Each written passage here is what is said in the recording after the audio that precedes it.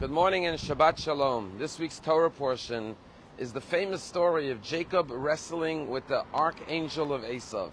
And after defeating Esav's angel, the angel says, "Let me go, release me." And Jacob says, "I won't let you go until you bless me."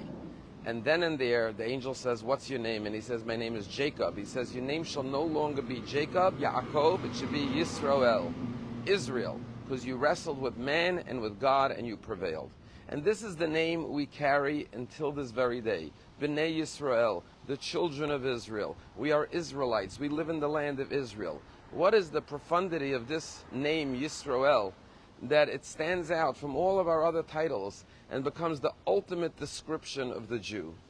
And a beautiful answer is that to be a Jew means that every time we face a struggle, every time we face a challenge or an obstacle, and we have to deal with adversaries, we do not emerge without extracting a blessing. We insist on making sure that if we have to fight, if we have to struggle, if we have to contend with evil, with darkness, we will emerge stronger, greater, and with an additional blessing in our lives. And this is true as a people and as an individual. Every person who is successful in life went through some hardship, some battle, some struggle. But the question is, did you walk away defeated? Did you walk away with a sense of despair and pessimism? Or did you walk away from that encounter with renewed vigor and strength, saying, if God put this battle, God put this struggle in my life, it was for me to become better, greater. It was there not to make me bitter, but to make me better. And that's the story of the Jewish people. 1945, after the Holocaust, 6 million of our brothers and sisters were murdered.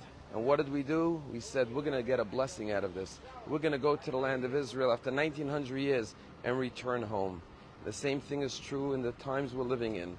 We faced a modern day Holocaust on October 7th. But Israel, the Jewish people, are determined to emerge greater and stronger, just as we have throughout our Jewish history. There is a child psychologist in Israel. His name is Shimon Russell.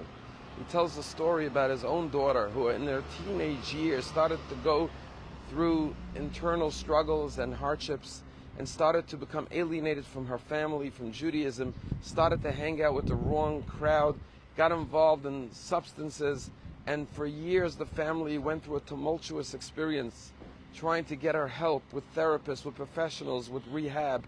And finally, after a number of years, they managed to help her to come back to the family, to come back to her Judaism, and to lead a healthy life again. A number of years later, thank God, his daughter got engaged. And they were so happy to see her moving on in a wonderful way to start her own family. The night of the wedding came. He said, my joy was so great. And right before the chuppah, right before we were to go to the wedding ceremony, someone called me over and said, your daughter's looking for you. She wants to speak to you. He immediately went to the bridal room where she was preparing to go to her own wedding canopy, to the chuppah. And he sees his daughter crying. She's sobbing uncontrollably. Shimon Russell said, I was shocked. I was concerned. I thought, what's wrong? What's the matter? So he says to his daughter, is everything okay? What's the matter? Why are you crying? And she said, I'm fine. I'm so happy to be getting married.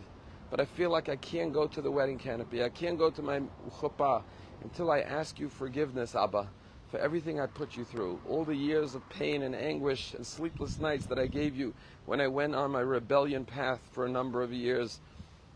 Please, before I go to my chuppah, forgive me for everything I put you through.